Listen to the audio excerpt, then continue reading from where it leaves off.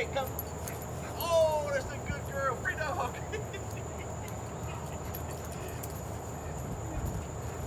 You're a good girl, Mama.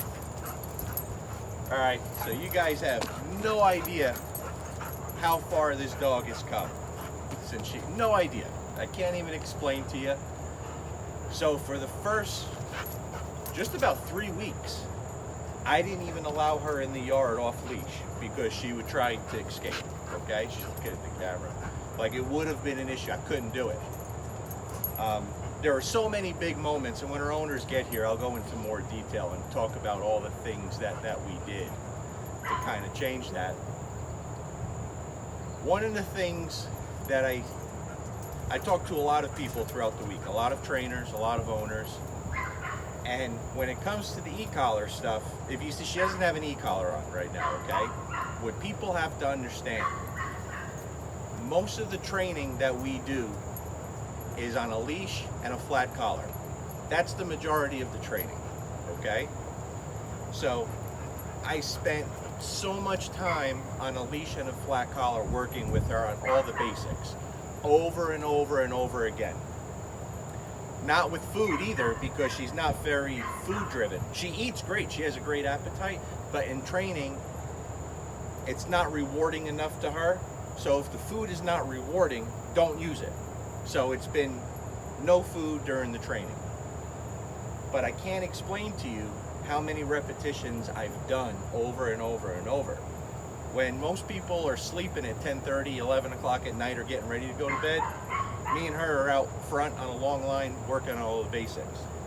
So where people are failing is they do that stuff, they think they're doing it the same as I am. That's what I hear all the time. I'm doing exactly what you're doing, but the dog's not looking the same, especially when it comes to the e-collar stuff. And the reason being, I teach everything usually with food, right? When dogs find it rewarding. And most people do that. And then they add the e-collar. But what they're doing that I don't do, they teach the dog the basics without the e-collar, and then they utilize the e-collar almost always way too fast and to reinforce the things that the dog has been taught. That's why the dogs don't look like she looks or like a lot of the other dogs. I don't do that. Let me explain to you what I mean. I teach everything through positive reinforcement, right? Some negative reinforcement with the leash and flat collar. That's how I teach everything. I teach it a lot more than most people would ever imagine. We spend a lot of time, that's the majority of the time, on a leash and a flat collar. Then I don't go to the e-collar. First of all, I don't go to the e-collar until at least a week into training, but usually 10 days to 2 weeks is when we introduce the e-collar. But I don't introduce the e-collar and then reinforce the things she knows, the obedience she knows. I don't do that. I teach the e-collar completely separate. So instead of using the e-collar to teach the things she knows, I take the things she knows well, obedience-wise, and use that to teach the meaning of the e-collar. That's why you see the dogs look the way they do, okay? And that usually starts off with recall and place, because I want to teach opposite behaviors. Come to me, go away from me. Come to me, go away from me. Because we don't want her just to think that that strange sensation means stick by my side. We want her to truly understand it. So I hope that makes things a little easier to understand.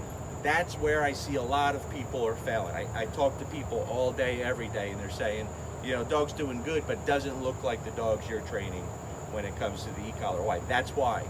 Even when they do wait to add the e-collar, they're just using it to reinforce the things the dog knows. I don't do that. I take the things the dog knows and teach it the e-collar, okay? And the e-collar is a very small part of the training. I can't even explain to you the strides this dog has made. Like, you see that recall? We're in a fenced area, I get it. But she's responding like that. I put her on a 40, 50-foot line and we go out, and I couldn't say enough of what she's doing. And that's the most rewarding thing, to see where her mindset was when she came here on the Prozac and where she's at now. The dog's loving life and we have a great time together.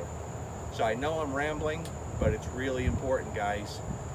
She's been here a whole month, and she's still going to be here a little longer. Every single day I see something major improve in her. If I had her here for 2 weeks, even 3 weeks, I don't get to that point. Because you have to understand, removing her from the situation that got her to where she was is very powerful. It's like taking a junkie away from the drugs. And I'm not talking about the meds she was on. I'm talking about the things that created the anxiety, right?